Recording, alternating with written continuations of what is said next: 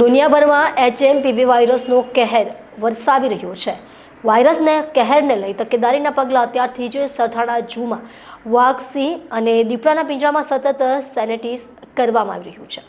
Corona virus બાદ ચીનમાં ફરી એકવાર મોતનો આતંક ફરી વળ્યો છે. બરાબર 1.5 વર્ષ પછી ચીનમાં વધુ એક વાયરસ આવ્યો છે. આ વાયરસનું નામ HMPV છે, જે દુનિયાભરમાં HMPV વાયરસનો કહેર વરસાવી રહ્યો છે.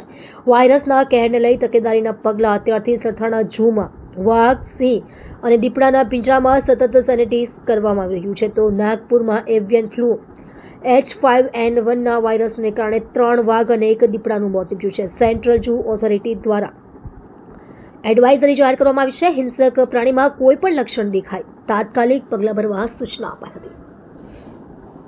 અત્યારે જે નાગપુરમાં H5N1 જે એવિયન ફ્લૂ થયો છે, એને લીધે જે 3 વાઘ અને 1 દીપડાનું મોત થયું છે, એને ધ્યાનમાં રાખીને નેચર પાર્કના પ્રાણી સંગ્રહાલયમાં જે હિંસક પ્રાણીઓ છે એના માટે તકેદારીના ખૂબ જ ઘનિષ્ઠ પગલાં લેવામાં આવે છે. જેવી રીતે કે અમે દર 15 દિવસે ડિસઇન્ફેક્શન કરતા હતા, હવે અમે દર વીકલી ડિસઇન્ફેક્શનની કાર્યવાહી કરીશું.